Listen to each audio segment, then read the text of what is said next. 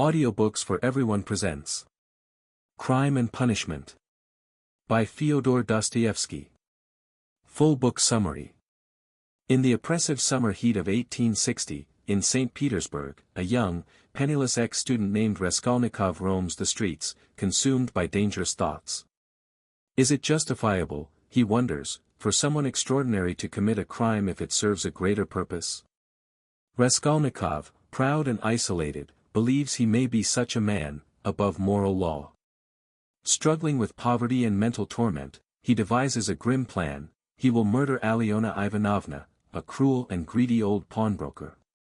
He rationalizes that with her wealth in his hands, he could perform noble deeds, free others from suffering, and prove his theory right. He meticulously prepares for the crime, testing keys, timing his steps, trying to silence his conscience. Finally, one evening, he climbs to Alyona's apartment and bludgeons her to death. But the plan unravels when her gentle sister, Lizaveta, enters the room. Panicking, Raskolnikov kills her too. Though he escapes undetected, his psychological descent begins immediately. After the murder, Raskolnikov becomes feverish and delirious. He hides the stolen goods without using them, sinking into a haze of paranoia, guilt, and inner torment. His belief in being extraordinary begins to falter as his conscience and illness weigh heavily on him. He withdraws from society, but his friend Razumikin, cheerful and loyal, tries to help him recover. Through Razumikin, he meets the police inspector Porfiry Petrovich, a sharp and philosophical man who suspects Raskolnikov early on.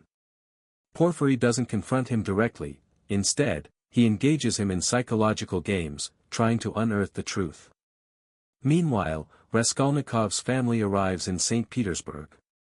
His sister Dunya is being courted by the manipulative and wealthy Luzin, who sees her as a means to social advancement.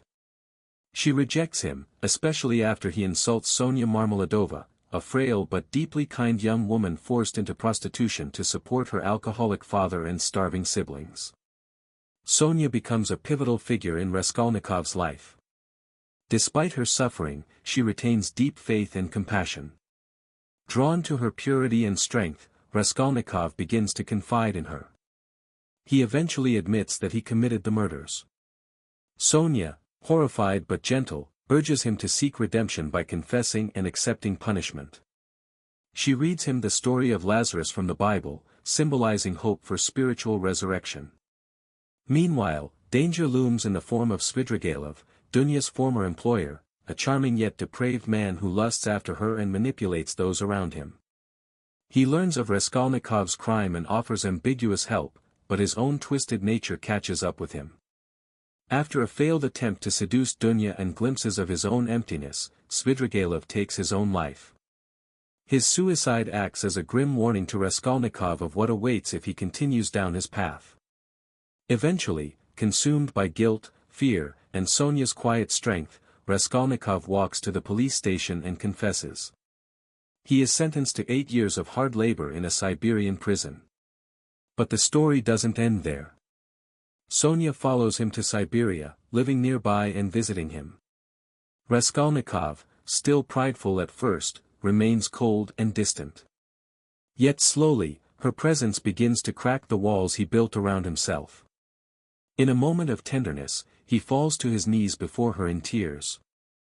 This moment marks not just the end of the story, but the beginning of a deeper journey, his spiritual resurrection. Dostoevsky leaves us not with a grand conclusion, but with a glimmer of hope, that even the most tormented soul can find redemption through suffering, humility, and love.